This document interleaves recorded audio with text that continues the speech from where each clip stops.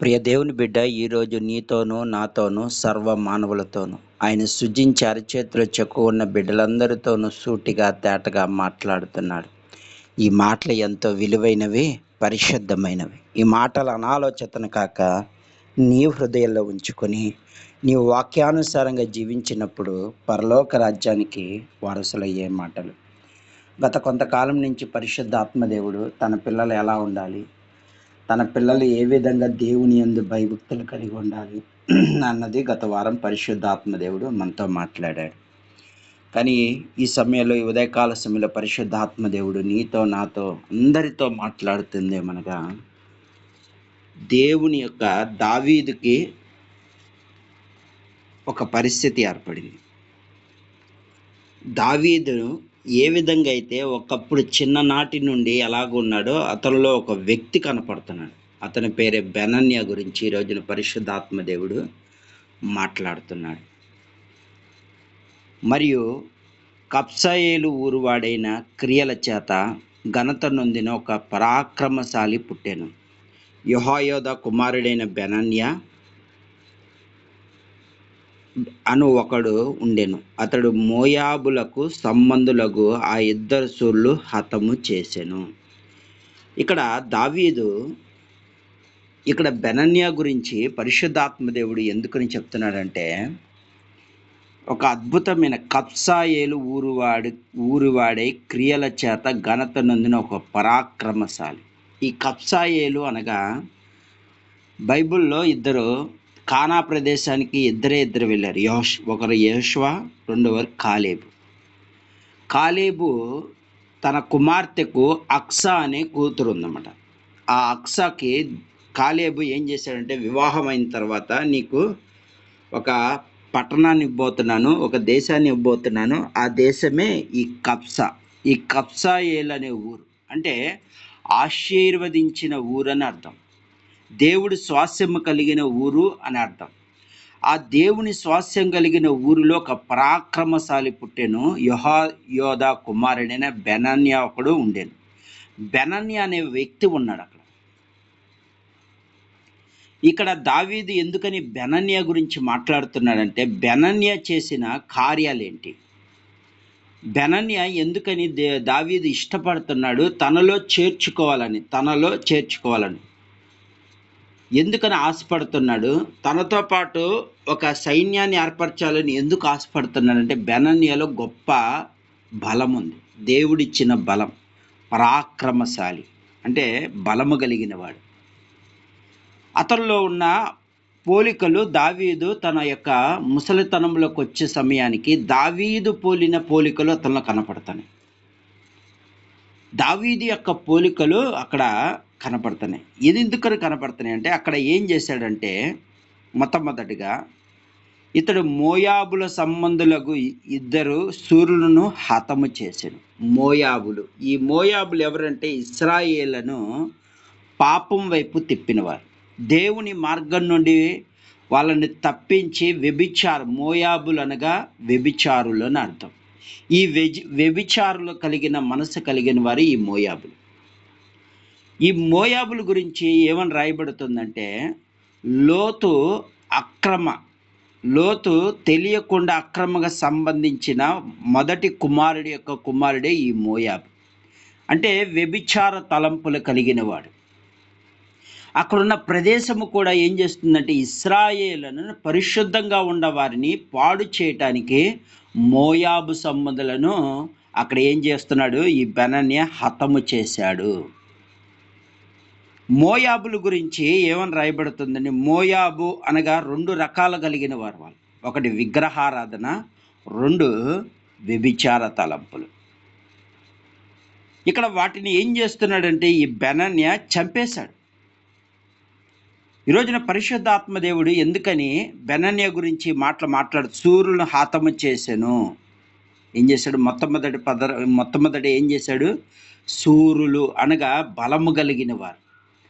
సాతాను సంబంధుల్లో కొందరు ఉన్నారు, వారిలో వ్యభిచారము కలిగిన వారు. రెండోది విగ్రహారాధికులు. ఇది మోయాబుల నుండి పాపములోకి ఇశ్రాయేలు ప్రజలు అసలు పాపంలోనికి వ్యభిచారంలోకి పడిపోయి దేవుని కోపానికి గురి అవ్వటానికి కారకులు ఎవరంటే ఈ మోయాబులే. వీళ్ళకి వాయా వరుసలు ఉండవు. పాపము పాపము పాపముతోనే జీవించేవాళ్ళు. వీళ్ళు విగ్రహాలను పూజలు చేస్తూ ఆ విధంగా జీవించేవాళ్ళు. కానీ వీళ్ళని ఏం చేశాడంటే బెనన్యా అనే వ్యక్తి ఏం చేశాడంటే చంపేశాడు. దేవునికి వ్యతిరేకంగా ఉన్నారని చెప్పి ఆ ఇద్దరు శూరులను చంపేశాడు. తర్వాత రెండో వ్యక్తి ఎవరంటే రెండో విషయంలో ఏం చేశాడంటే బెనన్యా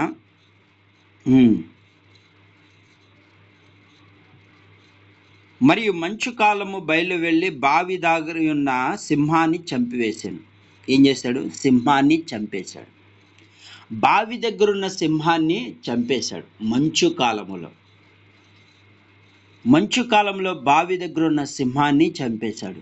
మూడో పని ఏం చేశాడంటే ఇతడు ఆ సౌందర్యవంతుడైన ఒక ఐగుప్తుని చంపేశాడు. అందుకే దావీదు ఎందుకు ఇష్టపడుతున్నాడంటే దేవునికి వ్యతిరేకంగా చేసిన వారందరిని హతము చేసినందుకు, దేవునికి వ్యతిరేకంగా ఉన్న వాళ్ళను నాశనం చేసినందుకు దావీదును తనను ఏం చేస్తున్నాడు? ఈ కార్యం యెహోయాదా కుమారుడైన బెనన్యా చేసినందున ఆ ముగ్గురు బలుల్లో ఇతడును పేరునుంది. ఆ 30 మంది గనుడైన అయినను మొదట ముగ్గురుతో సమానం కాకపోయిన దావీదు ఇతని తన సభికములో ఒకనిగా నియమించెను. అంటే దావీదు యొక్క సభల్లోనికి సభికుడుగా నియమించాడంట. దావీదు చూస్తున్న సమయంలో బెనన్యాను చూస్తూ ఉంటే తన చిన్ననాటి జ్ఞాపకాలు ఏర్పడినాయి. దావీదు కూడా సింహాన్ని చంపాడు. తర్వాత ఏం చేశాడు? హతులను, మోయాబులను, అమాలేకులను చంపడం మొదలుపెట్టాడు. ఇంకేం చేశాడు? ఐగుప్తు అనగా చాలా ఎత్తు కలిగిన వారు, అంటే గొలియాతులను పడగొట్టాడు. ఇవన్నీ చూడగానే దావీదుకు ముచ్చటేసింది. కేవలం ఇప్పుడు దావీదు ముఖం ఎలాగ బెనన్యాలో ఏం కనపడుతుందంటే దావీదు చిన్ననాటి పోలికలు కనపడుతున్నాయి. దావీదు దేవుని యందు ఎలాంటి పరాక్రమం కలిగి ఉన్నాడో అవన్నీ ఇప్పుడు ఎవరు కనపడుతున్నాయి? బెనన్యాకు కనపడుతున్నాయి. మొట్టమొదటగా మోయాబులు గురించి వాక్యములోకి వెళ్దాం. పరిశుద్ధాత్మ దేవుడు మనతో మోయాబులు అనగా వ్యభిచారులు, విగ్రహారాధికులు. వీళ్ళు ఏం చేశాడంటే చంపివేశాడు. ఈ రోజున పరిశుద్ధాత్మ మోయాబులు అనగా వ్యభిచార తలంపులతో ఒకవేళ ఈ రాత్రికాల సమయంలో నువ్వు నిలిచి ఉన్నాము, దేవుడు ఏం చెప్తున్నాడు? చంపే అంటున్నాడు. మోయాబులు ఎలాంటి మోయాబులు అంటే దేవుని యొక్క బిడ్డలను పాడు చేయటానికి మోసం చేసిన వారు వీళ్ళు. దేవునికి బిడ్డలకు వాళ్ళకు ఆశ చూపిన ఆనాడు అవ్వాదములు ఏ విధంగా అయితే ఏదోను తోటలో ఏ కాయని చూపించి ఆశ చూపించారు, వీళ్ళు కూడా స్త్రీ యొక్క రూపాన్ని చూపించి, స్త్రీ యొక్క తన యొక్క ప్రతి విషయాలను చూపించి వాళ్ళు ఏం చేశారంటే పాపాన్ని తీసుకువెళ్ళారు, ఆకర్షితులు చేశారు. ఈరోజు నువ్వు ఎవరికి ఆకర్షితులు అవుతున్నావు? దేవుని మందిరంలో ఉంటున్న నీవు దేవుని సన్నిధానం అనుకుంటున్నావు, దేనికి ఆకర్షితులు అవుతున్నావు? వ్యభిచార తలంపుల్లో నువ్వు నిలిగిపోతున్నావు అంటే నీ కళ్ళు తేటగా లేవు. దేవుని వాక్యం సెలవిస్తుంది, నీ కన్ను తేటగా ఉంటే నీ హృదయం అంతా తేటగా ఉంటుందని. నీ కన్ను ద్వారా నీ పాపాన్ని నువ్వు కొని తెచ్చుకుంటున్నావు. అందుకే ఈ రోజున పరిశుద్ధాత్మ దేవుడి చెప్తాడు, నువ్వు చూసిన వాటిని నువ్వు కోరుకుంటున్నావంటే నువ్వు ఒకవేళ మోహపు చూపుతో చూసిన ఆమెతో వ్యభిచరించినట్లే అని దేవుని వాక్యం సెలవిస్తుంది. యేసు ప్రభు వారు ఖచ్చితంగా చెప్పాడు, నీవు మోహపు చూపు కలిగిన వాడి ఎడల నీవు వ్యభిచారము ఆమెతో చేసినట్లే. ఈ రోజున దేవుడు చెప్తున్నాడు, వ్యభిచార తలంపులు ఎక్కువైపోతున్నాయి, వ్యభిచార ఆలోచనలు ఎక్కువైపోతున్నాయి. దేవుడు ఏమంటున్నాడంటే చంపే. ఈ బెనన్యా అదే చేశాడు. వీళ్ళలో విస్తారమైన పాపము కనపడేసరికి బెనన్యాకు కోపం వచ్చేసింది. చిచ్చి, ఇలాంటి బ్రతుకుతున్న వీళ్ళని చంపేయాలి. ఇదే విషయంలో ఫినాస్ కూడా ఇలాగే చేశాడు. ఇశ్రాయేలు ప్రజలు పాడు చేస్తున్న మోయాబులను చూడగానే పినహాసు ఏం చేస్తాడంటే బల్లెముతో తీసుకువెళ్ళి దేవుడు ఒక అన్య స్త్రీలను పెళ్లి చేసుకొని తీసుకువచ్చిన ఆ ఇశ్రాయేలులో ఇద్దరిని చంపేశాడు, బల్లెముతో పొడిచి వేశాడు. లేదంటే దేవుని యొక్క కోపానికి ఆ ఇశ్రాయేలు ప్రజలు గురైపోయేవారు. ఇప్పుడు నువ్వు ఏ స్టేజ్లో ఉన్నా, ఏ పాపములో ఉన్నావో ఇప్పుడు పరిశుద్ధాత్మ దేవుడు చెప్తున్నాడు, ఖచ్చితంగా నువ్వు చంపివేయాలి. యూట్యూబ్లో వాక్యం వింటున్న ప్రియ దేవుని బిడ్డ, నువ్వు ఏ పాపపు ఆలోచనతో ఉన్నావో దాన్ని చంపే అన్నాడు. అపోస్తుడైన పౌలు కూడా ఒకే మాట అన్నాడు, నీ శరీర ఇచ్చలు చంపివేయి. ఈరోజు శరీరానికి బానిసత్వం అయిపోతున్నాడు. శరీర బానిసత్వం అంటే సాతానుకు నువ్వు బానిసుడివే. ఆత్మకు బానిసత్వంగా ఉండాల్సింది పోయి నువ్వు శరీరానికి బానిసత్వం అయిపోయి ఈ రోజున వ్యభిచార తలంపుల ద్వారా కుటుంబాన్ని కూల్చుకుంటున్నావు. ఈరోజున ఎంతోమంది జీవితాలను పాడు చేసుకుంటున్నారు. దేవుణ్ణి ఆరాధించకుండా సాతానులను ఆరాధించి వాటి ఇచ్చే తలంపులు బట్టి ఈ రోజున పాడైపోతున్నారు. అందుకే దేవుడి వాక్యం ఏం సంవస్తుందంటే చంపివే అంటున్నాడు. వ్యభిచార తలంపులు చంపివే. నీ కన్నులను నువ్వు తేటగా ఉంచుకో, వాక్యముతో నింపుకో, నీ హృదయంలో వాక్యముతో నింపుకో, నీ ఆలోచనలు వాక్యముతో నింపుకో, దేవుని మాటలతో నింపుకో, మేలులతో నింపుకో అంటున్నాడు. ఈ రోజున ఏమైపోతున్నానంటే పతనం అయిపోతున్నారు. మోయాబుల పరిస్థితి ఈ రోజున ఏమైపోయిందంటే ప్రతి పరిశుద్ధుని చెడగొడతాను. కానీ ఇశ్రాయేలు అనగా దేవుని స్వాస్థ్యమైన జనాంగం. దేవుని యొక్క పిల్లలను పాడు చేసే వాళ్ళు ఎక్కువ అయిపోతున్నారు. ఈ లోకము మిమ్మల్ని ఆశ చూపి లాగుతూ ఉందంటే నువ్వు ఏసేపు వలె పారిపోవాలా. ఏసేపు కూడా ఒక యవనస్తుడు, తన శరీరం మీద తన ఒంటి మీద చెయ్యి వేస్తే ఎలాంటి యవనస్తుడైనా పడిపోతాడు. కానీ ఇది నా దేవుడు చూస్తున్నాడనే భయంతో పారిపోయాడు. నువ్వు కూడా అలాగే పారిపో. ఈ రోజున అనేకమైన రోగాలు రావటానికి గల కారణం ఈ వ్యభిచార తలంపులే. అందుకే వాటిని చంపేసుకోమంటున్నాడు. ఏ విధంగా అయితే బెనన్యా ఆ ఇద్దరు సూర్యులు చంపేశాడో మనం చంపేయమంటున్నాడు. తర్వాత రెండోది ఏంటంటే మంచు.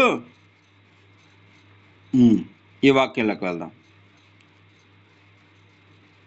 రెండో విషయంలో దేన్ని చంపేయమంటున్నాడంటే, మరియు మంచు కాలము బయలు వెళ్ళి బావిలో దాగి ఉన్న ఒక సింహాన్ని చంపేశాడు. ఇప్పుడు సాధారణంగా ఒక సింహము ఎదురుగా వస్తే వాటిని చంపేది ఒక రకమైతే, ఇక్కడ బెనన్యాలో ఉన్న గొప్పతనం ఏంటంటే మంచు కాలంలో ఏమీ కనపడదు. అసలు రోడ్డు మీద వెళ్తా ఉన్నా సరే ఆ మంచులో మనం ఎవరు కనపడం. కానీ ఆ బావిలో దాగి ఉన్న సింహాన్ని చంపేశాడు. అది ఎలా సాధ్యం అంటే, సింహము గోండ్రింపంట 9 కిలోమీటర్లను పడుతుందంట. ఎన్ని కిలోమీటర్లు? 9 కిలోమీటర్లు. సింహం యొక్క గర్జన 9 కిలోమీటర్లను పడుతుందంట. అంటే ఆ మంచులో దాగుకొని ఆ యొక్క స్వరాన్ని వింటూ ఎక్కడికి వచ్చాడు? బావి దగ్గరికి వచ్చాడు. ఆ బావిలో ఉన్న సింహాన్ని ఏం చేశాడు? ఆ బావిలో ఉన్న దాగి ఉన్న సింహాన్ని చంపేశాడు. ఈ రోజున సింహం అనగా సాతాను. నీ ఇంటి వాకిట్లోనే ఉంటుంది. అది నీ యొక్క కిటికీల దగ్గర ఉంటుంది సాతాను. నీ ఇంటిలో ప్రవేశిస్తుంది. దాన్ని నువ్వు చంపేయాలంటున్నాడు. సాతానుకు లోబడకుండా ఉంటే నువ్వు వాడిని చంపేసినట్టే. యోబు సాతాను ఎన్ని శోధించినను ఒకటే, సాతాను ఏమని ఆలోచించిందండి? యోబు ద్వారా దేవుని ఏ విధంగా అయినా ఆయన దూషింప చేయాలని ఎన్నో ప్రయత్నాలు చేసింది. కానీ సాతాను మాట ఎక్కడైనా యోబు విన్నాడా? సాతాను యొక్క ఆలోచనలు విన్నాడా యోబు? ఆయన ఇంకో మాట కూడా చెప్పాడు, నా కనులకు నిబంధన చేసుకుంటున్నాను నేను పాపము చూడకుండా. ఈ కళ్ళను నిబంధన చేసుకున్నాడు. మొట్టమొదటిగా అక్కడ ఐగుప్తు దేశంలో కనులతో చూసి పాపం చేశారు. పరిశుద్ధుడైన దావీదు కూడా కనులతో చూసి పాపం చేశాడు. ఆ కన్నులతో చూసిన పాపం ఎంతవరకు వెళ్ళిపోయిందంటే తనకున్న స్నేహితుడు, సైనికులు అందరినీ చంపేశాడు. దీని గురించి ఎవరికైనా ఈ పాపం గురించి తెలిసిన వారిని చంపేసి మౌనంగా ఉండిపోయాడు. కానీ దేవుడు ఒక రోజున దావీదు యొక్క పాపాన్ని బట్టబయలు చేసినప్పుడు పశ్చాత్తాపడ్డాడు. అంతా ఇంత పశ్చాత్తాప కాదు, పరుపు తేలిపోయేంత కన్నీరు కార్చాడు తను చేసిన పాపాన్ని బట్టి. దేవుడు అప్పుడు క్షమించాడు. కానీ దావీదు యొక్క కుటుంబంలో నెమ్మది లేదు. అయినా దేవుడు ఈ రోజున చెప్తున్నాడు, ప్రియ దేవుని బిడ్డ, చేసిన పాపము నిన్ను చుట్టుకుంటూ ఉంటుంది, జాగ్రత్త. సాతాను ఏం చేస్తూ ఉంటాడంటే పాపాన్ని రుచి చూపిస్తూ ఉంటాడు. ఆ రుచి చూపించే ఆలోచనకు నువ్వు వెళ్లకుండా ఉండాలంటే ఇదిగో ఈ విధంగా దాగి ఉన్న సింహం, ఎప్పుడు మృంగుదమా అని ఎదురు చూస్తున్న దాగి ఉన్న సింహాన్ని నువ్వు చంపాలంటే నువ్వు పాపంలోకి వెళ్ళకూడదు. నువ్వు పాపంలోకి వెళ్తున్నావంటే నువ్వు సాతాను చేతిలో చిక్కిపోతున్నావు. అది నిన్ను వెంటాడి వేధించి ఏం చేస్తుందంటే నరకానికి లాక్కెళ్ళిపోతుంది. అందుకే ఇక్కడ ఈ బెనని ఏం చేస్తున్నాడంటే దాగి ఉన్న సింహాన్ని చంపివేయటం జరిగింది. ఈరోజున పరిశుద్ధాత్మ దేవుడు చెప్తున్నాడు, దాగి ఉన్న సింహము మన ఇంటి వాకిట్లోనే ఉంది, మన కుటుంబాల్లో ఉంది. నిన్ను నన్ను శోధించడానికి, ఆర్థిక పరిస్థితులనే కానీ ఇబ్బందులు ఏదైనా సరే నువ్వు దేవునికి మొరపెట్టు. నీ పరిస్థితులు మార్చగలిగే శక్తి దేవుడు నీకు ఇస్తాడు. ఆయన ప్రాణం పెట్టిన దేవుడు, నీ కోసం ప్రాణం పెట్టాడు. నీ కోసం రక్తబొట్టు కార్చిన దేవుడు నిన్ను ఎలా వదులుతాడు? నువ్వు అనుకుంటున్నావు నా ప్రార్థనకి ఏ జవాబు రావట్లేదని, కానీ దేవుడు నిన్ను వదిలిపెట్టాడు. నువ్వు బాధపడుతున్న దేవుడు నాకు సహాయం చేయడం, కానీ ఒక రోజు ఉంది, ఆ రోజు ఖచ్చితంగా నువ్వు దానికి లోబడతావు. దేవుడు అప్పుడు ఖచ్చితంగా నీ పట్ల కార్యం చేస్తాడు. ఈ రోజున దేవుడు ఏమి చెప్తున్నాడంటే ఇదిగో ఈ విధంగా సింహం నీ మీద ఉంది. ఆ సింహాన్ని అక్కడ దేవుడు ఎప్పుడైతే అవ్వను శపించడం మొదలుపెట్టిన తర్వాత ఒక మాట అన్నాడు, నువ్వు మన్ను తిని, పాముని ఏమన్నాడంటే నువ్వు మన్ను తిని నువ్వు తిరుగుతావని అక్కడ పాము శపిస్తే, ఇక్కడ దేనికి శపించాడంటే అవ్వని శపించాడు. నీ పిల్లలకు తన పిల్లలకు వైరము కలగజేస్తానన్నాడు. ఆమె నిన్ను ఆ పాము వచ్చి నిన్ను మడి మీద కొడుతుంది, నీవేమో తల చిత కొడతావు అన్నాడు. అంటే దేవుడు ఏం చేయబోతున్నాడంటే మన ద్వారా సాతాను యొక్క తల చిత కొడతానికే. అంటే తల చిత కొడతాం అంటే సాతాను యొక్క తల చిత కొడతామంటే వాడి తలంపులకు నువ్వు లోబడకుండా ఉంటే వాడి తల చితికిపోయినట్టే. ఈరోజు ఎంతోమంది వాడి తలంపులకు లోబడిపోయి ఎంతోమంది సాతాను చేతిలో చిక్కుపోతున్నారు. యూదా ఇస్కరేతుకి దేవుడు ఏం చేశాడంటే ఇదిగో ఇతనుకున్న ఆశ ఎక్కడ లోబడతాడంటే ధనానికి లోబడతాడు. కాబట్టి ఇదిగో కానుకలన్నీ ఎవరికి ఇచ్చాడు? దాన్ని చూసైనా సరే మారతాడేమో అని అవకాశం ఇచ్చాడు. కానీ యూదా ఇస్కరేతు ఏం చేశాడంటే మారల. అందుకే ప్రభు అయిన యేసుక్రీస్తు వారిని పట్టించాడు, 30 వెండి నాణాలకు అమ్మేశాడు. అంటే వచ్చిన ధనము వస్తూనే ఉంది, ఆ యొక్క ప్రతీది చూస్తూనే ఉన్నాడు, ప్రతీది ఇస్తున్నాడు, నా మీద నమ్మకం పెట్టుకుని ఇచ్చాడు. అలాంటి నా తండ్రిని నేను ఎలా అప్పగించిన మనస్తత్వం తనకి రాలేదు. వస్తుందేమని దేవుడు ఒక అవకాశం ఇచ్చాడు. కానీ ఈ రోజున దేవుడు చెప్తున్నాడు, నీకు ఒక అవకాశాన్ని ఇస్తున్నాడు మారటానికి, నీకు ఒక అవకాశాన్ని ఇస్తున్నాడు నీ జీవితాన్ని మార్చుకోవడానికి. నీ అవకాశాన్ని వదులుకోకు. ఆయన నిన్ను ప్రేమిస్తున్నాడు కనుక ఈ ఉదయకాల సమయంలో దేవుడు నీతోనే మాట్లాడుతున్నాడు. నీ పరిస్థితులు మార్చడానికి ఈ రోజున నా ద్వారా నీతో చెప్తున్నాడు. మనిషి రొట్టె వల్ల కాదు కానీ దేవుడి నోటి నుండి వచ్చే ప్రతి మాట వల్ల బ్రతుకుతాడని. ఈ రోజున నువ్వు సాతాను యొక్క తలంపులు చంపివేస్తే వాడి తల చిత కొట్టినట్టే. నువ్వు సాతాను మాటకు లోబడకుండా ఉంటే నువ్వు వాడి తల చిత కొట్టినట్టే, వాడిని నువ్వు చంపివేసినట్లే. వాడిని జోలికి రాలేడు. ఈరోజు నువ్వు లోబడిపోతున్నావు కాబట్టే వాడు నిన్ను వెంటాడుతున్నాడు, వేధిస్తున్నాడు, అనేక విధాలుగా నిన్ను నాశనం చేయాలని చూస్తున్నాడు. వాడిని ఏం చేయాలి? చంపేయాలంటే వాడి మాట నువ్వు వినకూడదు, వాడి తలంపులకు నువ్వు లోబడకూడదు. ఇది నా తండ్రి చూస్తున్నాడు, నీ మాటకు నేను లోబడినా, నేను గద్దించాలి. యేసు ప్రభు వారు కూడా ఏమంటున్నాడు, పేతురు అంటున్నాడు, నువ్వు ఆ సిలువ ఎక్కకూడదయ్యా అంటే ఏమంటున్నాడు, సాతానా పొమ్మని గద్దించాడు. నీ ముందు సాతాను నిలబడుతూ ఉన్నాడంటే నువ్వు గద్దించు, దేవుని స్తుతించు, ఆ స్థలంలో వాడు ఉండటానికి భయపడతాడు. ఎప్పుడైతే నువ్వు మోకరిల్లి దేవుని స్తుతిస్తూ ఉంటావో వాడు చూడటాన్ని నీ వైపు రావటానికి కూడా ఎందుకంటే అక్కడ స్తుతులు సింహాసనంపై ఆసీనం ఉన్నవాడు ఎవరంటే ప్రభు అయిన యేసుక్రీస్తు మాత్రమే. ఆయన వెలుగు ముందు చీకటి నిలబడటం సాధ్యము కాదు. ఆయన నీ పక్షాన ఉన్నాడు, ఆయన వెలుగు నీ పక్షాన ఉన్నది. ఆ వెలుగులో చీకటి ఏ మాత్రము కలవటానికి వీల్లేదు. ఈరోజున పరిశుద్ధాత్మ దేవుడు చెప్తున్న కార్యం ఏంటంటే ఇదే చెప్తున్నాడు. తర్వాత ఇకను అతను సౌందర్యవంతమైన ఒక ఐగుప్తుని చంపేశాడు. ఈ ఐగుప్తు ఎవరంటే విగ్రహములను పెట్టువాడు, విగ్రహ పూజలు చేసేవాళ్ళు, అందానికి ప్రాధాన్యత ఇచ్చేవాళ్ళు. వీటిని కూడా దేవుడు ఏమంటున్నాడు, చంపేయండి అంటున్నాడు. వాటిని కూడా నువ్వు చంపేయాలి. విగ్రహముల దగ్గర పెట్టు బలిలోను ఆనాడు శద్రక్ మేషక్ అబేద్నెగోలు ఏం చేశారు, నేను మొక్కనంటే మొక్కనన్నా, నెబుకద్నెజరు విగ్రహాన్ని మేము మొక్కం, నా దేవుడికి తప్ప మేము ఎవ్వరికి సాగిలపడమన్నారు. ఏడింతల అగ్నిగుండం ఉందే, ప్రాణాప్రాయం ఉన్నా సరే మేము చచ్చిపోయినా పర్వాలేదు, లేదా నా దేవుడు బ్రతికించినా పర్వాలేదు, మేము మాత్రం చెయ్యము అని ఖచ్చితంగా నిలబడిపోయారు. అలాంటి విశ్వాసం, అలాంటి దేవుని ప్రేమ నీలో ఉందా? ఉంటే నువ్వు లోబడద్దు, చంపే ఆ ఆలోచనలు చంపే. నేను అందం కలిగిన వాడిని, నా అంత అందం లేదు అనుకుంటున్నావో నువ్వు వాటిని చంపేసుకోవడం మంచిది.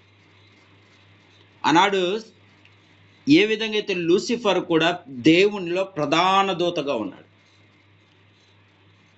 ఆయన వాయిద్యాలు వాయించినా లేదా ఆయన పాటలు పాడుతూ ఉన్నా మనం సరిపోవని లేఖనం సెలవిస్తుంది. అంతటి గొప్పటి వాయిద్యాలు వాయించేవాడుగా, అంతటి గొప్పటి దేవుని ఆరాధించేవాడు ఏమైపోయాడంటే తన అందచందాలు చూసుకున్నాడు. తన నీళ్ళల్లో తన అందచందాలు చూసుకొని నేను ఇంత సౌందర్యవంతుడా అని అనుకొని గర్వం పడ్డాడు. ఈ రోజున అందాన్ని చూసి గర్వపడే వాళ్ళు ఎక్కువైపోయారు. దేవుడిచ్చిన అందం కాక దాన్ని ఇంకెక్కువగా చేసుకోవాలని చెప్పి ఎన్నో ఫ్యాషన్లు ఎన్నెన్నో రాసుకుంటూ వాటిని వీటిని చేసుకుంటూ, కనీసం దేవుడి మందిరాల్లో కూడా పరిశుద్ధంగా వెళ్ళాల్సిన వీళ్ళు ఏమవుతున్నారంటే మేకప్లు వేసుకొని వెళ్తున్నారు. మేకప్ తలంపులు, మేకప్లు వేసుకొని వెళ్తాం, లిప్స్టిక్లు రాసుకోవటం, ఇవన్నీ ఒక మనిషిని శోధించడానికి వారు ఈ ప్రయోగాలు చేస్తున్నారు. ఎందుకంటే తన అందం చూసి కాదు, అక్కడ దేవుని మీరు పాటలు పాడే సమయంలో కానీ వాక్యం చెప్పే సమయంలో కానీ మిమ్మల్ని చూసి రావట్లేదు, అక్కడ దేవుని చూసి వస్తున్నారు. కానీ మీరేమవుతున్నారంటే అందంగా కనపడాలి, అందంగా దేవుడిచ్చిన అందం కన్నా దానికి రెట్టింపు అందం కావాలని చెప్పి ఆశపడుతున్నారు. ఏదో ఒక రోజున దేవుడు చెప్తున్నాడు వాటిని చంపేయండి. ఈరోజున పరిశుద్ధాత్మ దేవుడు చెప్తున్న మాట, చంపేయండి.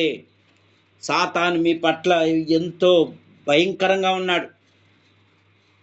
ఎన్నో కుటుంబాలు ఈరోజు నాశనం అయిపోతున్నాయి. వ్యభిచార తలంపులు బట్టి కుటుంబాలు కూల్చేసుకుంటున్నారు. భార్యాభర్తలు కలిసి ఉండాల్సింది పోయి ఈ రోజున ఏమైపోతున్నారంటే భర్తలను చంపేస్తున్నారు. అక్రమ సంతానం ఎక్కువైపోయింది, మోయాబు సంతానం ఎక్కువైపోయింది, అక్రమ సంబంధాలు ఎక్కువైపోయినాయి. దానికి కోర్టు కూడా ఆర్డర్లు ఇచ్చేస్తుంది. న్యాయం లేకుండా పోతుంది, అన్యాయపు జీవితం ఏర్పడిపోతుంది. దేవుడు వస్తున్నాడు త్వరలోనే. అన్యాయము చేయువాడిని చేయనిము, వచ్చి నేను వాళ్ళ పని నేను చూస్తానంటున్నాడు. కానీ దేవుడు రాకమునిపే నీకు దేవుడు ఒక అవకాశం ఇస్తున్నాడు మారటానికి. యూట్యూబ్లో వాక్యం వింటున్న ప్రియ దేవుని బిడ్డ, మీ హృదయం నొచ్చుకున్నా బాధపడుతున్నా ఇది వాస్తవం. బెనాన్ని అందుకే ఏం చేస్తున్నాడు, దావీదు మురిసిపోతున్నాడు. ఇలా చేసినందుకు దావీదు ఒకప్పుడు చేసిన వాడు ఏ విధంగా అయితే బెనన్యాలో కనపడుతున్నాడు. సింహాన్ని చంపేశాడు దావీదు, గొర్రెలను తీసుకెళ్తున్న సింహాన్ని చంపేశాడు. ఇంకేం చేశాడు, ఇక మోయాబులను చంపేశాడు. అమాలేకులను చంపేశాడు. ఇంకేం చేశాడు? గొలియాతు, ఐగుప్తులో ఉన్నవారు గొలియాతులు, ఐగుప్తు గొలియాతులను చంపేశాడు. ఈ ఫిలిప్తీయులు ఐగుప్తులు యొక్క అన్నదమ్ములే. వీరందరూ ఒకే సంతానం కలిగిన వారు. వీరందరిని కూడా ఏం చేశాడంటే దావీదు అప్పుడు ఏం చేస్తున్నాడంటే బెనన్యా చూడగానే ముచ్చటేస్తుంది. ఎంతో సేమ్ నాలాగానే జీవిస్తున్నాడు ఈ బెనన్యా, నాలాగా ముందుకు వెళ్తున్నాడు, ధైర్యంగా వెళ్తున్నాడు. దావీదు ఒకప్పుడు ఎంతో ధైర్యంగా వెళ్ళేవాడు. ఏ యొక్క యుద్ధానికి వెళ్ళినా వెనకంజు వేసేవాడు కాదు. అందుకనే దావీదు అంటున్నాడు, ఇంతమందిని చంపిన ఇతను ఎక్కడో ఉండటానికి వెళ్ళలేదు, నా దగ్గర ఉండాలి. యేసుప్రభు వారు కూడా అదే అంటున్నారు. నువ్వు ఎప్పుడైతే సాతాను యొక్క క్రియలను చంపేసుకుంటూ వస్తున్నావో దేవుడు అంటున్నాడు, ఇతను నా బిడ్డ, నా రాజ్యములో ఉండాలంటున్నాడు. పరలోక రాజ్యము నీలాంటి వాడికే. పాపం చేసుకుంటా అయ్యా నన్ను క్షమించు అంటే వారికి కాదు పరలోక రాజ్యం. వాటిని చంపివేసి ముందుకు వెళ్తామే. ఏ తలంపులు వచ్చినా సరే చంపివేసి ముందుకు వెళ్ళిపోవటమే.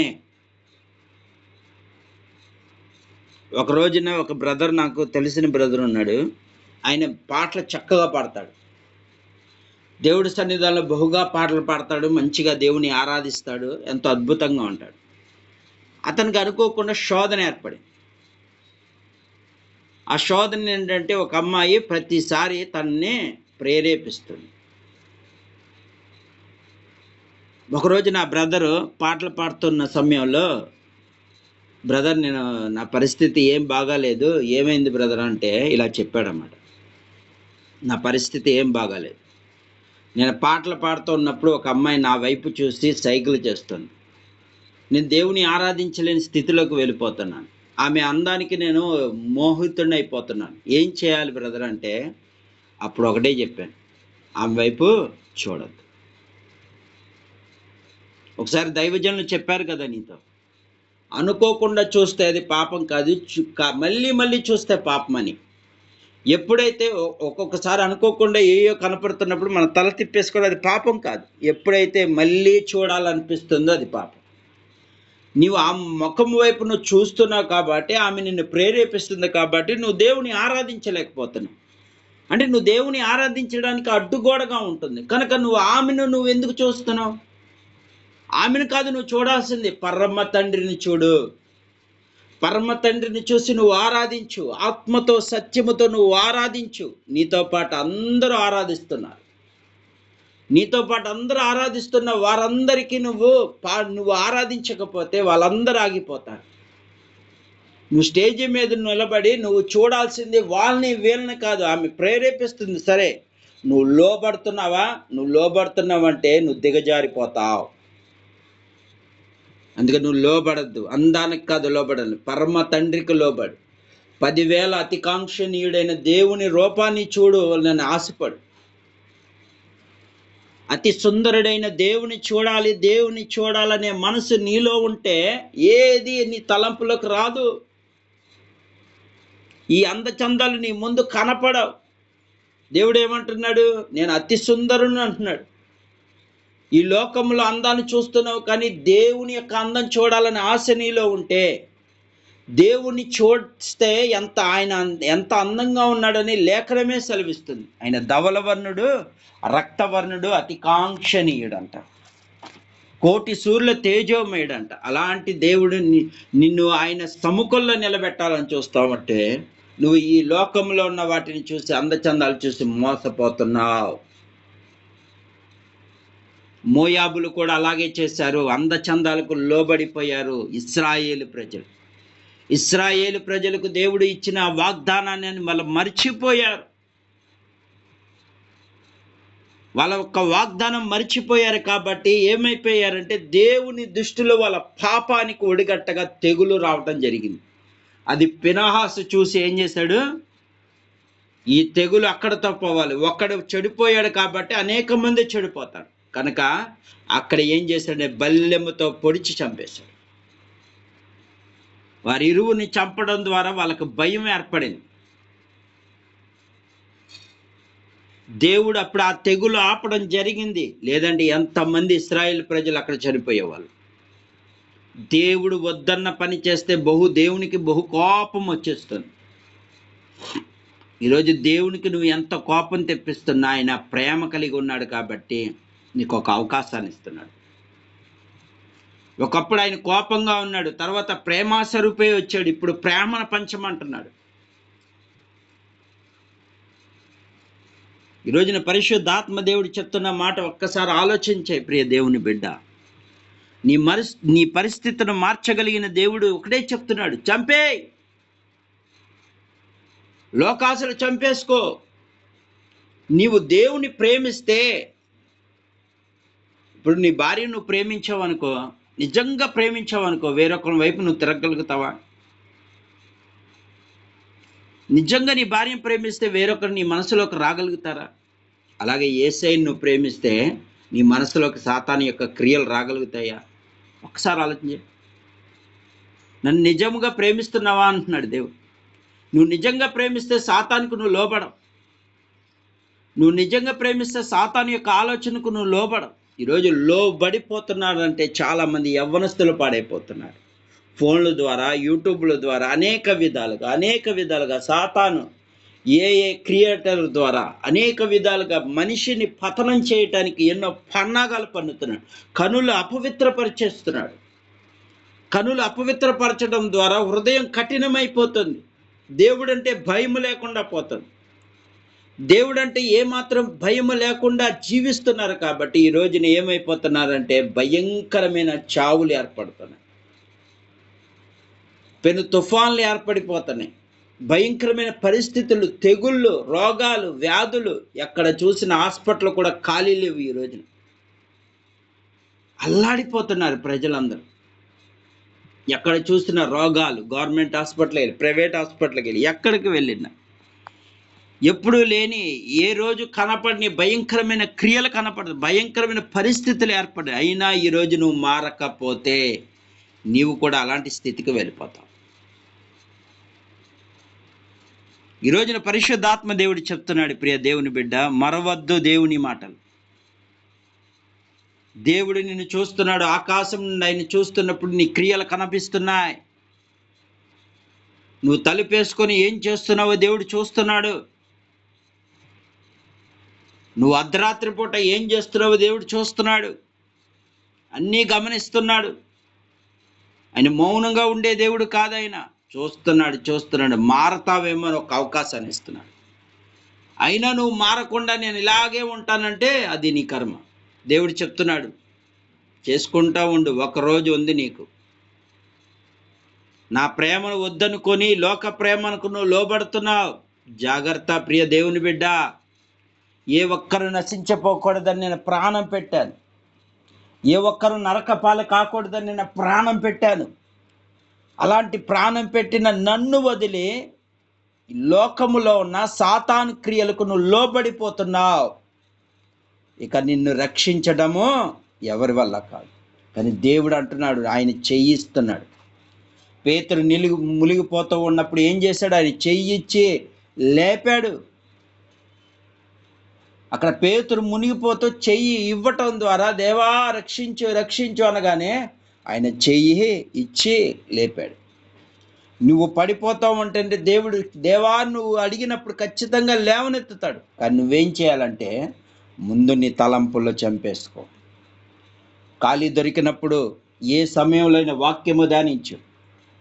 నలుగురితో కూర్చున్నప్పుడు దేవుని మాటలు పంచు. అందరికీ మంచి మార్గాలు నేర్పించు. దేవుడు ఆకాశాన్ని చూస్తున్నప్పుడు నిన్ను చూసి సంతోషించాలా. ఒకరోజున యేసు ప్రభు వారు ఒక చోట నిలబడుతున్నప్పుడు పేతురు అక్కడ రూపాంతర అనుభవంలోకి వెళ్తున్నప్పుడు ఏం జరిగిందంటే, అక్కడ పేతురు గారు ఇక్కడ పర్ణశాల కట్టిస్తానన్నాడు. మోషేకు మీ ముగ్గురికి నేను పర్ణశాల కట్టిస్తానంటే ఆకాశం నుండి ఏమొచ్చింది? ముందు ఆయన చెప్పినట్టు వినుడి అన్నాడు. ఆకాశము దిగి ఆ యొక్క మేఘము నుండి ఒక స్వరం వినబడి ఆ ఒకే మాట, ఆయన చెప్పినట్లు చేయుడి అన్నాడు. ఆ ఒక్క మాటతో వాళ్ళందరికీ భయం ఏర్పడిపోయింది. ఈ రాత్రికాల సమయంలో దేవుడు చెప్పింది విను. నువ్వు దేవుని మాట అన్నీ లోబడిపోతున్నాయి. సముద్రం లోబడుతుంది, ఆకాశం లోబడి, నక్షత్రాలు లోబడుతున్నాయి, సూర్యుడు చంద్రుడు అందరూ లోబడిపోతున్నారు. బలమైన వాళ్ళందరూ లోబడుతున్నారు. బలహీనులమైపోయిన మనం మాత్రం దేవుని మాటకు లోబడతలేదు. ఈరోజు ఎన్ని కుటుంబాలు నీ కళ్ళ ముందే కనపడుతున్నాయి, అయినా ఎందుకు మారవు నువ్వు? ఎన్నో కుటుంబాలు నీ కళ్ళ ముందే విచ్ఛిన్నమైపోతున్నాయి. ఎక్కడ చూసిన న్యూస్లు చూస్తే భయంకరమైన పరిస్థితులు ఏర్పడ, అయినా నువ్వు ఎందుకు మారట్లేదంటే నువ్వు సాతాను బందీఖానాలో ఉన్నావు. ఆ బందీఖానా తెగించగలిగిన వాటి యొక్క బంధకాలను తెంపగలిగింది ఎవరైనా ఉన్నారంటే ప్రభు అయిన యేసుక్రీస్తు మాత్రమే. గాడిద కట్లను విప్పగలిగిన వాడు నీ కట్లను విప్పబోతున్నాడు. గాడిద లాంటి నీ జీవితాన్ని, గాడిదను చూసి మొట్టమొదటిగా యేసు ప్రభు వారిని గాడిద ఎక్కించుకొని తీసుకెళ్ళినప్పుడు ఎంతో సంతోషపడిందంట గాడిద. కానీ ఎప్పుడైతే యేసయ్య దిగిపోయి ఒకరోజు మళ్ళీ వెళ్తే నన్ను ఆదరిస్తానని చెప్తే అప్పుడు ఏం చేశారు? ఆదరించారా? నా గాడిద వెళ్ళే సమయంలో ఏం చేస్తున్నారంటే చక్కగా అన్ని పరుస్తూ చక్కగా దాన్ని స్వాగతిస్తూ ఉంటే ఎంతో ఆనందపడింది. కానీ ఎప్పుడైతే యేసయ్య కొన్నాళ్ళ తర్వాత ఆ గాడిద మళ్ళీ వచ్చి చేస్తూ ఉంటే వాళ్ళు ఏం చేశారు? కర్రతో కొడతాం మొదలుపెట్టారు. దేవుడున్నంత వరకే నీకు ఘనత, గుర్తుపెట్టుకో.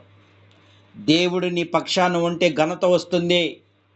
దేవుడు నీ పక్షాన ఉంటే ఘనత పొందుకుంటావు. లేదంటే దేవుడు నీ పక్షాన లేకపోతే ఇదిగో గాడిదని ఏ విధంగా అయితే తరిమి కొడతానికి వెళ్ళారో అలాగ కొడతారు నిన్ను. దేవుడు ఉన్నంత వరకే నీకు రక్షణ. దేవుడు నీతో ఉన్నాడు కాబట్టి నీ కుటుంబం నిత్యము కాపుదల ఉంటుంది. దేవుని కాక నువ్వు లోకంలో ఉండి నేను వచ్చి నన్ను మళ్ళీ స్వాగతిస్తారంటే కుదరదు. అక్కడ ఆ గాడిదని తరిమినట్టు తరుముతారు. ఈరోజున పరిశుద్ధాత్మ దేవుడు చెప్తున్నాడు, గాడిద వలె నువ్వు ఉన్నావేమో. ఒక విధంగా చెప్పాలంటే లాజరు వలె ఉన్నావు నువ్వు. లాజరు కూడా ఇలాంటి పరిస్థితే, భయంకరమైన పరిస్థితి. శరీరం అంతా కురుపులతో ఉన్నాడు. ధనవంతుడేమో హాయిగా హ్యాపీగా ఉన్నాడు. ధనవంతుడు చక్కగా అన్ని విధాలుగా సంతోషంగా ఉన్నాడు. కానీ లాజరు ఏం చేస్తున్నాడంటే ధనవంతుడు తినేసిన రొట్టె ముక్కలను, బల్ల నుండి పడిన వాటిని తింటూ బ్రతుకుతున్నాడు. ఒక రోజున లాజరుని ధనవంతుడు ఒకసారి ఆయన నడుచుకుంటూ వెళ్తూ ఉండగా ఆయన చెంగు తగలగానే ఇక్కడ లాజరుని నువ్వెవరు, ఇక్కడికి ఎందుకు వచ్చావని అడుగుతూ ఉంటే, అయ్యా నీ సముఖంలో నువ్వు తినేసి రొట్టె పొక్కలను నేను తింటూ బ్రతుకుతున్నవాడిని అన్నాడు. అంటే అతను విలాసవంతంగా ఉన్నాడు, ఎంతో ఆనందపడుతున్నాడు, సంతోషంగా ఉన్నాడు. కానీ ఇతని పరిస్థితి ఏంటంటే ఆ రొట్టె ముక్కలు తింటున్నప్పుడు కుక్కలు వచ్చి ఆయన కురుపులు నాకినాయి అంట. ఎట్లాంటి భయంకరమైన పరిస్థితిలో ఉన్నాడు. కానీ లాజర్లో ఒకటే ఉంది.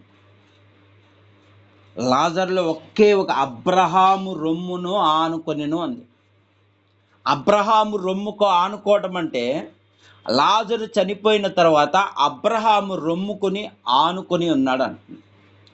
ఇక్కడ అబ్రహాము అనగా ఎవరు? విశ్వాసులకు తండ్రి.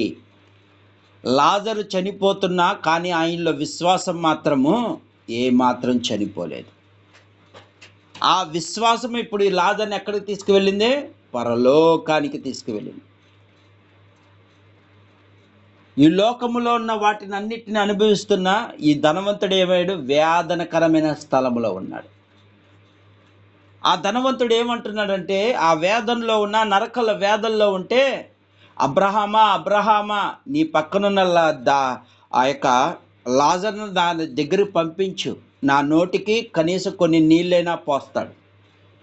ఇక్కడ అబ్రహాం ఏమంటున్నాడంటే మీ మధ్య ఏముందంటే అగాధం ఉన్నది, అటు ఇటు వెళ్ళటానికి వీలు లేకుండా దేవుడు ఒక అగాధాన్ని పెట్టాడు. కనుక రావటం కుదరదు, నువ్వు నరక వేదన పడాల్సిందే. ఇక్కడ పరలోకంలో లాజరు సంతృప్తిగా నెమ్మది పొందుతాడు. అప్పుడు ఏమంటున్నాడు ఈ ధనవంతుడు? అయ్యా నాకు ఈ వేదన నేను తట్టుకోలేకపోతున్నాను, కనీసం నన్ను మళ్ళీ భూమి మీద పంపిస్తే నీ గురించి నేను చెప్తానంటే అక్కడ ఏమంటున్నాడు? అక్కడ అబ్రహాము దేవుని గురించి చెప్పే వాళ్ళు అనేక మంది, అక్కడ మోషే ఉన్నాడు. మోషే మాటలు వినకపోతే, నువ్వు చనిపోయి తిరిగి నేను వెళితే వాళ్ళు నా మాట వింటారంటే, మోషే మాటలే వినకపోతే నీ మాటలు ఎలా వింటారు? వినరు. ఈరోజు దేవుని వాక్యం సెలవు, దేవుని మాటలు వింటలేదని అక్కడ అబ్రహామే చెప్తున్నాడు. మోషే చెప్పినా కూడా నువ్వు వింటలేదన్న వారు వినరు. అయినా నేను మృతుల్లో నుండి నేను వెళ్ళి నేను చెప్తే వాళ్ళు వింటారు, నాకు నలుగురు సహోదరులు ఉన్నారు వాళ్ళకి నేను చెప్తానంటే అక్కడ మోషే ఉన్నాడు. మోషే ద్వారా దేవుడు ఉన్నాడు, వాళ్ళు మాట్లాడతాడు. మృతులైన వారి ఇక బ్రతకడము లేదు. నువ్వు రెండో మరణంలో ఉన్నావు, నరకల్లో ఉన్నావు, ఇక నీకు ఛాన్స్ లేదని చెప్తున్నాడు. భూమి మీద ఉన్నంత వరకే నీకు సమయం, భూమి మీద ఉన్నంత వరకే నీకు పరలోకం. నువ్వు చనిపోతే కొంతమంది ఏమంటారంటే, చనిపోయాడు కదా అతను పరలోకానికి వెళ్ళిపోతాడేమని ఎంత ప్రార్థన చేసినా అది దేవుని చిత్తమైతేనే జరిగింది. దేవుని చిత్తం లేకుండా ఉంటే నరకమే. ఈ భూమి మీద నువ్వు సజీవంగా ఉంటేనే దేవుడు క్షమాపణ నీకు దొరుకుతుంది. ఈరోజు ఉదయాన్నే నువ్వు లెగుస్తున్నావంటే గల కారణము దేవుని యొక్క క్షమ, దేవుని యొక్క కృప, దేవుని యొక్క కనికరం నీ పట్ల ఉంది కాబట్టి ఉదయాన్నే లెగుస్తున్నావు.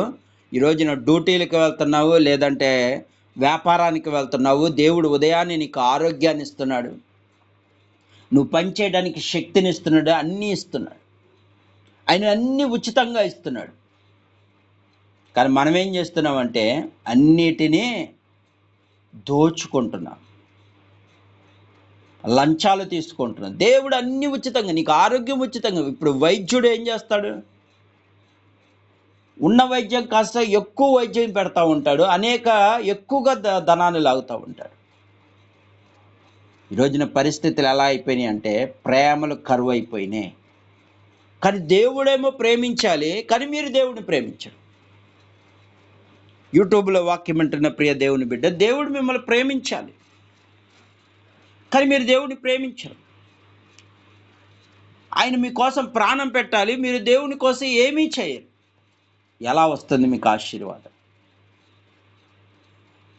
నీ కళ్ళ ముందు తల్లిదండ్రులు ఎవరైనా కొడితే నువ్వు ఊరుకుంటావా? కనీసం ఇంత మాట అంటే నువ్వు తట్టుకోలేవు. ఏంటి, మా అమ్మనే అంటావా, మా నాన్నే అంటావా అని గొడవకి వెళ్ళిపోతావు. అదే ఈ భూమి మీద ఉన్న తల్లిదండ్రుల పైన అంత గౌరవం చూపిస్తాను. నువ్వు పరమ తండ్రికి నువ్వు లోబడితే నీ పరమ తండ్రిని సాతాను అక్కడ ఎక్కిరిస్తున్నాడు. ఇదిగో చూసావా నీ పిల్లల్ని ఏం చేశాను అనగానే దేవుడు అక్కడ తలదించుకుంటున్నాడు నిన్ను చూసి. రక్షణ పొందుకున్నాడు కదా, చూసావా నేను ఎలా చేస్తున్నాను, నీ పిల్లోడు అంటున్నావు, నీ పిల్లోడికి మంచి ఆరోగ్యం ఇస్తున్నావు, బలాన్ని ఇస్తున్నావు, అన్నీ ఇస్తున్నావు. కానీ ఈరోజు నిన్ను దూషించేలాగా చేస్తున్నాను. నీ పిల్లల్ని ఇలా పాడు చేస్తూ ఉంటే దేవుడు ఏం చేస్తున్నాడంటే, అయ్యో నా పిల్లలు ఇలా అయిపోతున్నారంటే ఆయన దిగులు పడుతున్నాడు. ఎలా మారతారు వీళ్ళు? ఎంతోమంది నీ దగ్గరికి సేవకులను పంపిస్తున్నాడు, వాక్యము ద్వారా మాట్లాడుతూ ఉన్న ప్రయత్నం చేస్తున్నాడు. ఒక్కోసారి స్వయంగా ఆయన వచ్చి మాట్లాడదాం అనుకుంటున్నాడు. ఎన్ని విధాలుగా ప్రయత్నించినా, దర్శనాల ద్వారా చూపిస్తున్నా, నువ్వు మారట్లేదు. నీ కోసం ఎంతో ప్రయాసపడుతున్నాడు. ప్రయాసపడుతున్న సమస్త జనులారా నా యొద్దకు రండి అని దేవుడు చెప్తా ఉంటే, కానీ దేవుడు నీ కోసం ఎంతో ప్రయాసపడుతున్నాడు. ఒక ఆత్మను రక్షించాలంటే అపొస్తలుడైన పౌలు అంటూ ఉంటాడు, ప్రసవ వేదన పడుతున్నాడంట. అంటే ఎంత వేదన పడితే ఒక ఆత్మ రక్షించు. దేవుడు నీ కోసం ఎంత వేదన పడ్డాడు, నీ ఆత్మను రక్షించడానికి, నరకానికి వెళ్లకుండా ఉండటానికి ఎంత వేదన పడ్డాడు ఒకసారి ఆలోచించి. యూట్యూబ్లో అయ్యి చూడటం కాదు, వాక్యాలు విను, ఒక్కొక్క సాక్ష్యము చూడు, ఎంతమంది దేవుడు ఏ విధంగా రక్షిస్తున్నాడో చూడు. వాళ్ళని రక్షించే దేవుడు నిన్ను రక్షించడా? నీ పరిస్థితులు మార్చడా? ఎంతకాలం లోకం వైపు చూస్తావు? వాళ్ళ పట్ల కార్యాలు చేసిన దేవుడు నీ పట్ల చేయాలనుకున్నాడు, కానీ నువ్వు దేవుడికి దూరంగా ఉన్నావు, దేవుడికి సమయం ఇవ్వలేకపోతున్నావు. ఎలా నీకు ఆశీర్వాదం వస్తుంది? ఒక్కసారి ఆత్మ పరిశీలన చేసుకో ప్రియ దేవుని బిడ్డ. ఎప్పుడు చూసిన వాక్యాలు వింటున్నావు కానీ ఏది పెడచెవిన పెట్టేస్తున్నావు. దేవుడు నిత్యము ఉదయాన్నే నీతో మాట్లాడుతున్నాడు, వాక్యము ద్వారా మాట్లాడుతున్నాడు, మనుషుల ద్వారా మాట్లాడుతున్నాడు, లేదంటే సంఘములోని దైవజనుల ద్వారా ఎన్నో ఒక విధాలుగా నీతో నిద్దట్లో కూడా నీతో మాట్లాడుతున్నాడు, దర్శనాల ద్వారా మాట్లాడుతున్నాడు. అయినా నీ బుద్ధి మార్చుకోవు. ఇన్ని విధాలుగా నేను ప్రేమిస్తున్న దేవుడు ఎవరుంటారు? నేను నువ్వు పలకరించకపోయినా పలకరించే దేవుడు నీ పక్షాన ఉంటే నువ్వు ఎందుకని వదిలేసుకుంటున్నావు? జాగ్రత్త. ధనవంతుడి పరిస్థితి ఏమైపోయిందంటే తనకున్న ధనాన్ని బట్టి గర్వపడ్డాడు, దేవుని యందు భయభక్తులు లేకుండా జీవించాడు. తినుము సుఖించుము హ్యాపీగా ఉండాలనుకున్నాడు, కానీ ఆ రాత్రికి ఏం జరిగింది? ప్రాణం పోయిన తర్వాత వేదనకరమైన స్థలంలోకి వెళ్ళాడు. ఎంత చెప్పినా ఒకవేళ ధనవంతుడికి కూడా చెప్పి ఉండొచ్చు. మోషే వాక్యము ద్వారా అనేక బిడ్డలకు చెప్పి ఉండొచ్చు. మోషే ధర్మశాస్త్రం ప్రకారం అందరికీ చెప్పి ఉండొచ్చు, అయినా వినలేదు. ఈ రోజున పరిస్థితులు ఎలా అయిపోతున్నాయి చూడు. భయంకరమైన తుఫాన్లు, వ్యాధులు ఎన్ని కనిపిస్తున్నా ఎలా మౌనంగా ఉంటున్నావు ప్రియ దేవుని బిడ్డ? ఎంతమంది నీ కళ్ళ ముందు నశించిపోతున్నారు. నీకు ఒక భారం పెట్టాడు, నువ్వు రక్షించబడ్డావు, మరి నీ పిల్లలు ఏమైపోతున్నారు? వాళ్ళందరి కోసం నువ్వు ఎంత ప్రయాసపడాలి, ఎంత కన్నీరు కార్చి దేవుని వేడుకోవాలి. సాతాను గుప్పెట్లో ఉండిపోయారు, వాళ్ళ బంధకాలతో ఉండిపోయారు, నీ బంధువుల బంధకాలతో ఉండిపోయారు, నీ స్నేహితుల బంధకాలతో ఉండిపోయారు, నీ శత్రువుల బంధకాలతో ఉండిపోయారు. ఈరోజు నీ ఎటు వెళ్ళలేని స్థితిలో, భయంకరమైన పరిస్థితిలో ఉన్నారు. అందుకే దేవుడు ఏమంటారు? మీరు పోరాడాల్సిన మనుషులతో కాదు కానీ ఆకాశ శక్తులతో పోరాడండి. ఆకాశ శక్తులు అనగా సాతాను సమూహాలతో మీరు పోరాడమంటున్నాడు. వాటి తలలో చితక్కొట్టేవాడిగా ఉండాలంటున్నాడు. వారి కోసం కన్నీరు కార్చి ప్రార్థన చేయాలి. అయ్యా రక్షించు, నా బిడ్డలు పాడైపోతున్నా, నా కుటుంబం పాడైపోతుంది, నువ్వు రక్షించకపోతే ఎవరు రక్షిస్తారు అని దేవుని వేడుకోవాలి, బ్రతిమిలాడుకోవాలి. ఈరోజు బ్రతిమిలాడే మనసు నీకు లేదు. కాలక్షేపం చేయటానికి మనుషులతో మాట్లాడటానికి వాళ్ళతో ఉంది, కానీ దేవుడితో ఒక గంట గడపలేకపోతున్నావు. నీ బిడ్డల కోసం ప్రార్థన చేయలేకపోతున్నావు, నీ భర్త కోసం ప్రార్థన నీ కుటుంబం కట్టుకోవడం కోసం. జ్ఞానవంతురాలు తన ఇల్లు కట్టుకుంటుంది. దేవుడు ఏమంటున్నాడు? ఈ లోకంలో జ్ఞానం గురించి కాదు చెప్పేది ఆయన. జ్ఞానము కలిగిన వారు అంటే దేవుని జ్ఞానము కలిగిన వారు దేవుని యొక్క సన్నిధానంలో ఆ ఇల్లును కట్టుకుంటారు. 3 రాళ్ళు ఏమవుతుందంటే తన ఇల్లును పెరుకుకుంటుంది అన్నాడు. 3 రాళ్ళు అనగా దేవుని మాట వినని వారే 3 రాళ్ళు. ఈ రోజున దేవుడు చెప్తున్నాడు, ప్రియ దేవుని బిడ్డ, ఎంతకాలం ఇలా ఉంటావు? నా సముఖము రా, తిరుగు, ఇశ్రాయేలులారా నా వైపు తిరగండి, ఈ వ్యభిచారము నుండి వాటిని చంపు వేసుకొని నా వైపు తిరగండి అన్నాడు. లేదంటే ఆనాడు ఏ విధంగా అయితే ఐగుప్తు దేశంలో 430 సంవత్సరాలు బానిసత్వంలోకి వెళ్ళిపోయారు. ఈరోజు సాతాను నిన్ను బానిస చేయాలని చూస్తున్నాడు. అన్నిటికీ బానిస అయిపోతున్నావు. చాలామంది నేను యవనస్తులు అడుగుతా ఉంటే ఎందుకు ఇలా చేస్తున్నావు? ఒక యవనస్తుడు ఏమంటున్నాడంటే, అయ్యా నా పరిస్థితి ఇలా అయిపోయింది, నా జీవితం ఇలా అయిపోయింది, నేనేం చేయాలో అర్థం కావట్లేదు. నా తల్లిదండ్రులు ఏమో నన్ను బాగానే చూసుకుంటున్నారు, కానీ నేను నా శరీర ఈచ్ఛలు బట్టి నేనేమైపోతున్నానంటే ఇలాంటి పాపమును సొదొమ గొమొర్రా మగాళ్ళతో మగాళ్ళ పాపం చేయడం. సొదొమ గొమొర్రా పరిస్థితి ఏర్పడిపోతుంది. ఏం చేయను అంటే నాకే బాధేస్తుంది. చాలా యవ్వనస్తుడు, చాలా చిన్న కుర్రాడు. ఈరోజు ఏమైపోయాడంటే, దేవుడు అయ్యా నువ్వు దేవుని సన్నిధానంలోకి రా, దేవుడు నీకు మారుస్తాడు. నపుంసకులైన వారిని కూడా దేవుడు వాళ్ళని మార్చాడు, నిన్ను మారుస్తాడు అని చెప్తే అతను ఎన్నోసార్లు కనపడతాడు రోడ్డు మీద కానీ ఈ రోజున ఏమైపోయాడంటే తన శరీరాన్ని ఆడవాళ్ళ రూపాన్ని మార్చేసుకున్నాడు. ఈ రోజున వ్యభిచారము భయంకరంగా అతని ద్వారా భయంకరమైన వ్యభిచారం జరుగుతుంది. ఎంత భయంకరంగా అయిపోయాడంటే పరిస్థితి, బ్రదర్ అన్నవాడి నన్ను నా పైన కూడా టార్గెట్ వేసే పరిస్థితికి వచ్చేసాడు. ఎంత భయంకరమైన పరిస్థితి, ఎక్కడ చూసినా ఇదే. నాకు చాలా బాధేసింది. వాళ్ళ తల్లిదండ్రులేమో చాలా ఇప్పటికీ ఏడుస్తున్నారు, అయ్యో నా బిడ్డ ఇలా అయిపోయాడే. నా పరిస్థితి, నా బిడ్డ ఎలా అయిపోయాడని వాళ్ళు చూస్తూ ఉంటే నాకు హృదయము తరిక్కుపోతుంది. ఎందుకంటే తనకు ఒక్కగానొక్క కొడుకు ఏమైపోయాడంటే తలంపులు బట్టి, వ్యభిచార తలంపులు బట్టి, ఆలోచనలు బట్టి పాడైపోయాడు. ఈరోజు ఎంతమంది అలా అయిపోతున్నారు? నీ కళ్ళ ముందే కనిపిస్తున్నాయి. ఎంతమంది నాశనం అయిపోతున్నారు? ఒక్కసారి ఆలోచించే ప్రియ దేవుని బిడ్డ. ఎంతకాలము దేవునికి వ్యతిరేకంగా నువ్వు జీవిస్తూ ఉంటావు? ఎంతకాలము దేవునికి వ్యతిరేకంగా ఉంటావు? నీకు తలంపులు చెడిపోతున్నాయా? వాక్యాన్ని చదువు. నీ తలంపులు చెడిపోతున్నాయా? దేవుని మాటలు విను, దేవుని వాక్యాలు విను, దేవుడితో గడుపు, దేవుడితో గడుపు, దేవుడితో గడుపు. దావీదు 7 మార్లు ప్రార్థన చేసినట్లుగా ప్రార్థన చేయి. దానియేలు 3 మార్లు ప్రార్థన చేసినట్లుగా ప్రార్థన చేయి. దావీదు ఒక రాజు అయినా ఎన్నో పనులుంటాయి, ఎంతోమంది చూడాలి, అవన్నీ పట్టించుకో. ఇక దేవుడి వైపే తిరిగాడు, మిగతా అంతా దేవుడు చూసుకున్నాడు. దానియేలు కూడా ఒక ప్రధాన అధిపతిగా ఉన్నాడు. తనకి ఎన్నో పనులుంటాయి, రాజసముఖంలో ఉంటాయి, ఎన్నో పనులుంటాయి. అయినా సరే 3 మార్లు ప్రార్థన చేశాడు. ఉదయాన్నే లేచి ప్రార్థన చేసేవాడు, మధ్యాహ్నం చేసేవాడు, రాత్రి చేసేవాడు. నిత్యము దేవుడితో నువ్వు గడుపుతూ ఉంటే ఆయన యొక్క శక్తి నీలోకి వస్తుంది. ఇప్పుడు ఒక 5 నిమిషాలు పొద్దున్నే లేచి సూర్యుడి కింద ఉన్నాం అనుకో, ఆ సూర్యుడి యొక్క కిరణాలు మీ మీద పడగానే శక్తిని పొందుకుంటున్నారుగా. అలాంటి కోటి సూర్యుల తేజోమైన యొక్క వెలుగు నీ మీద పడతా ఉంటే ఆ వెలుగుకు సాతాను ఉండగలిగిదా?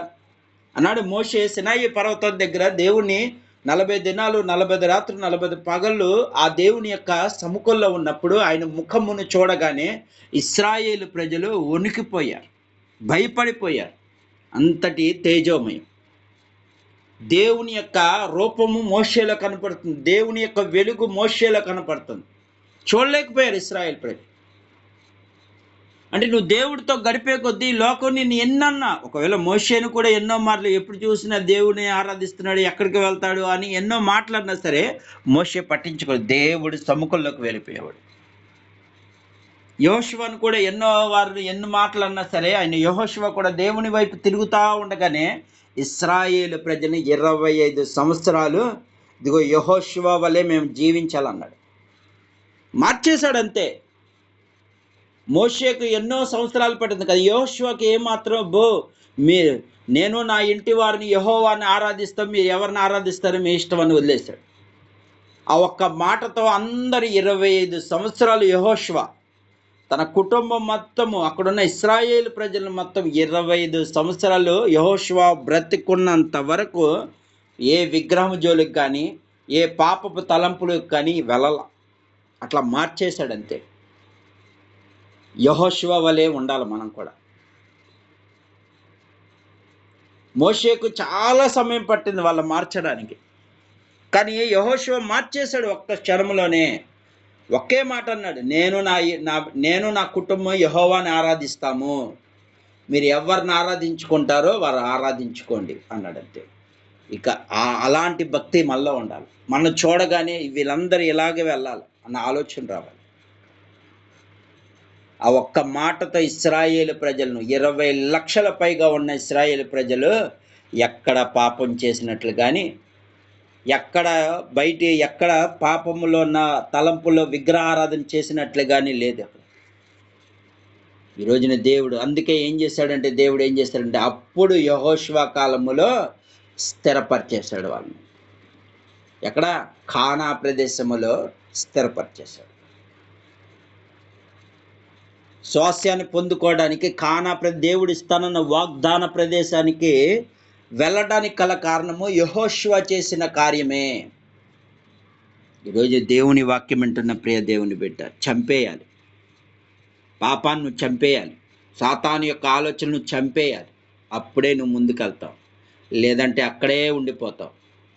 సొదొమ గొమొర్రా ఏ విధంగా అయితే నాశనం అయిపోతావు అంటే, ఆ రోజున ఏం చేశాడంటే ఆమె లోతు భార్య దేవుడు అక్కడ దూతలు చెప్పారు వెనక్కి తిరగొద్దు అని, అయినా వెళ్ళ. ఒక పక్క భయంకరమైన అరుపులు వినపడుతున్నాయని చెప్పి వెనక్కి తిరిగి చూసింది, ఏమైపోయింది? ఉప్పు స్తంభం అయిపోయింది. ఈ రోజుకి కూడా సాక్ష్యం ఉండిపోయింది. దేవుని మాటలో నిర్లక్ష్యం చేయొద్దు. దేవుడు చెప్పాడంటే చేస్తాడంటే.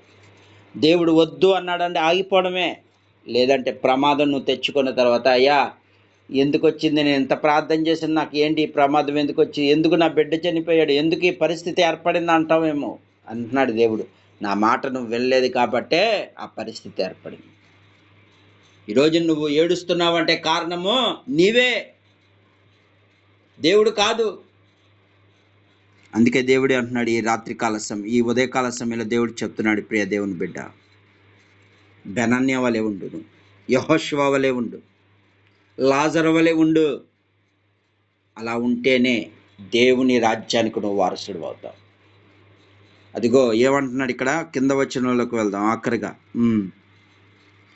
ఆ 30 మందిలో గనుడైన ఆయనను మొదటి ముగ్గురుతో సమానం కాకపోయినను దావీదు ఇతన్ని తన సభికుల్లో ఒకనిగా నియమించెను. దావీదు ఏ విధంగా అయితే చేర్చుకున్నాడో, యేసయ్య మనకు ఆయన సభికులలో చేర్చుకోబోతున్నాడు. పరలోకములో ఆ పేరు లిఖించబోతుంది, జీవ గ్రంథంలో ఆ పేరు లిఖించబోతుంది. ఎవరెవరైతే సాతాను జయించగలుగుతారో, సాతాను తలంపులు జయించగలుగుతారో, సాతాను యొక్క ఆలోచనకు లోబడకుండా ఉంటారో, వారందరూ పరలోకములో జీవ గ్రంథములో వారి పేరు లిఖించబడుతుంది, అందులో చేర్చబడతారు. ఈ రాత్రి దేవుడు చెప్తున్నాడు, ప్రియ దేవుని బిడ్డ, ఖచ్చితంగా నీ బ్రతుకును మార్చే దేవుడు ఆయన. నువ్వు పశ్చాత్తాపడు, ఈరోజే పశ్చాత్తాపడు. యేసయ్య వచ్చే సమయం ఆసన్నమవుతున్నది. ఆయన ఎప్పుడు వస్తున్నాడని ముందుగానే చెప్పేశాడు. మత్తయి సువార్త 24వ అధ్యాయం చదివితే మీకు అర్థమవుతుంది. మత్తయి సువార్త 25వ అధ్యాయం చదివితే మీకు అర్థమవుతుంది.